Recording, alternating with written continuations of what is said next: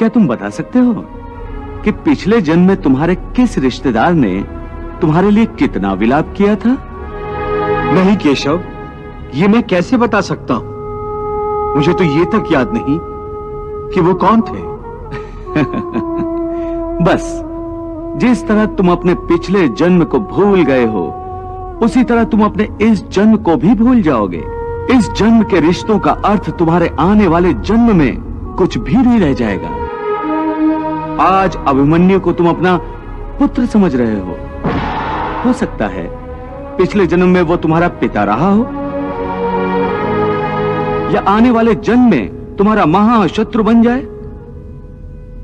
आज तुम जिनको अपना रिश्तेदार समझ रहे हो, जिन्हें आदरणीय समझ रहे हो और इसी कारण उनकी हत्या करने से संकोच कर रहे हो सकता है उन्हीं में से किसी ने तुम्हारे किसी पिछले जन्म में तुम्हारी हत्या की हो। मैं तुम्हें समझा रहा हूं कि केवल शरीर मरते हैं, आत्मा नहीं मरती। इसलिए तुम शरीर का मोह त्याग दो, उनकी मृत्यु का शोक त्याग दो, परंतु तुम्हारा मन उस सत्य को मानना नहीं चाहता। तुम ठीक कहते हो केशव, मैं तुम्हारी बात समझता तो हूं, परंतु मेरा मन उसे ग्रहण क्यों नहीं कर रहा? इसका कारण क्या है? इसका कारण है वो जंजीर जो तुम्हारे मन ने अपने ही गिर्द लपेट रखी है। कौन सी जंजीर? रिश्तेदारी की जंजीर, ये नातेदारी का मोह कि ये मेरा भाई है, ये मेरा मामा है, ये मेरा ससुर है, ये पितामह है।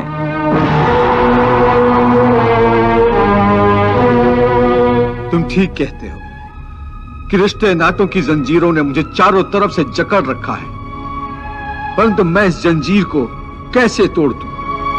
मैंने मान लिया कि ये सारे शरीर नाशवान हैं, परंतु इनके साथ जो मेरे रिश्ते हैं वो तो नाशवान नहीं है, वो तो सच्चे हैं। भीष्म मेरे पितामह हैं, अभिमन्यु मेरा पुत्र है, महाबली भीम मेरा सहोदर भाई है। ये रिश्ते तो सच्चे हैं। भले इन सब के शरीर मर जाएंगे, परंतु इन सब के साथ जो मेरे रिश्ते हैं वो तो नहीं मरेंगे। जैसे आज मेरे पिता महाराज पांडु का शरीर नहीं है, परंतु मेरे पिता आज भी महाराज पांडु हैं। पिता पुत्र का तो वो पवित्र रिश्ता समाप्त नहीं हुआ। इन रिश्तों की पवित्रता पर मैं कैसे प्रहार करूं? शरीर को भूल जाओ, परंतु अपने दादा के रिश्ते पर तीर कैसे चलाऊं? अपने भाई के नाते पर तलवार कैसे उठाऊं? अर्जुन, ये रिश्ते, ये नाते सब इस जन्म के हैं। इस जन्म से पहले या इस जन्म के पश्चात इन रिश्तों का कोई अस्तित्व नहीं रहता।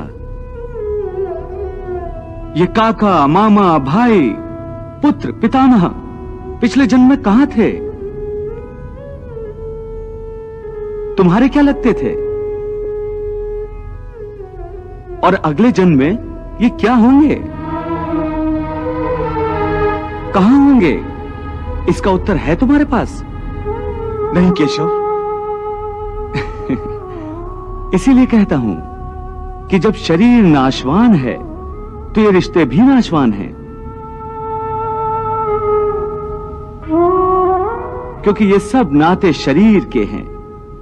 और ये जो तुमने अपने पिता का उदाहरण दिया कि उनका तुम्हारा पिता पुत्र का नाता तो समाप्त नहीं हुआ, तो ये भी तुम्हारा भ्रम है, अज्ञान है। केवल तुम्हारे मन में अभी तक वो रिश्ता जीवित है, क्योंकि तुम अभी तक उसी जन्म में हो, परंतु तुम्हारे पिताश्री इस समय जिस योनि में भी होंगे, उनके लिए वो रिश्ता समाप्त हो चुका है। पिता की बात छोड़ो, अपनी बात करो। पिछले जन्म में जब तुम्हारी मृत्यु हुई होगी, उस समय तुम्हारे सब संबंधी रिश्तेदार रोए होंगे। तुम्हारी पत्नी ने, तुम्हारे पुत्रों ने बहुत विलाप किया होगा। परंतु आज इस जन्म में तुम्हें याद भी नहीं कि किसने तुम्हारी मृत्यु पर विलाप किया था। आज तुम्हारे लिए उनका या उनके रोने धोने का कोई मोल नहीं। इसलिए समझा रहा हूं कि ना किसी के मरने का शोक करो, ना किसी के साथ नाता टूटने का दुख मानो। वैसे भी मेरी माया इतनी प्रबल है अर्जुन कि जिन्हें तू समझता है कि तेरी मृत्यु के बाद शोक करेंगे, सारा जीवन रोते रहेंगे, वो भी असत्य है। मेरी माया के प्रभाव से थोड़े ही दिनों के बाद उन रोने वालों को तू फिर हंसता खेलता देखेगा।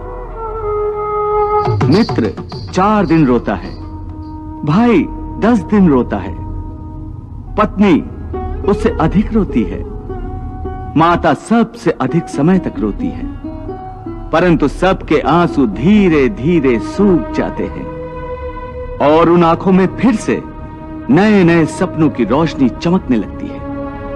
क्या तुम बता सकते हो कि पिछले जन्म में तुम्हारे किस रिश्तेदार ने तुम्हारे लिए कितना विलाप किया था? नहीं केशव, ये मैं कैसे बता सकता हूं? मुझे तो ये तक याद नहीं कि वो कौन थे। बस जिस तरह तुम अपने पिछले जन्म को भूल गए हो, उसी तरह तुम अपने इस जन्म को भी भूल जाओगे। इस जन्म के रिश्तों का अर्थ तुम्हारे आने वाले जन्म में कुछ भी नहीं रह जाएगा। आज अभिमन्यु को तुम अपना पुत्र समझ रहे हो सकता है पिछले जन्म में वो तुम्हारा पिता रहा हो, या आने वाले जन्म में तुम्हारा महाशत्रु बन जाए। आज तुम जिनको अपना रिश्तेदार समझ रहे हो, जिन्हें आदरणीय समझ रहे हो और इसी कारण उनकी हत्या करने से संकोच कर रहे हो सकता है उन्हीं में से किसी ने तुम्हारे किसी पिछले जन्म में तुम्हारी हत्या की हो, या तुम्हें अगले जन्म में उनकी हत्या कर दो। हे अर्जुन, ये रिश्ते शरीर के जन्म के साथ पैदा होते हैं और शरीर की मृत्यु के साथ मर जाते हैं। इसलिए इन रिश्ते नातों के चक्रव्यूह से बाहर आ जाओ। आत्मा अमर है, इस अमर सत्य को पहचानो। रिश्ते तो बदलते रहते हैं। हे अर्जुन, इसलिए तुम्हें न रिश्तों से मोह करना चाहिए, न रिश्तों के टूटने का शोक करना चाहिए। यही सांख्य योग का ज्ञान है कि मनुष्य को एक सन्यासी की भांति सोचना चाहिए कि ये सब रिश्ते नाते मोह को उत्पन्न करते हैं और मोह इन रिश्तों को इतनी जोर से पकड़ लेता है जैसे एक लोभी पुरुष नदी में डूबते हुए भी धन की गठरी को नहीं छोड़ता। और आखिर में उसी गठरी के बोझ से खुद भी डूब जाता है।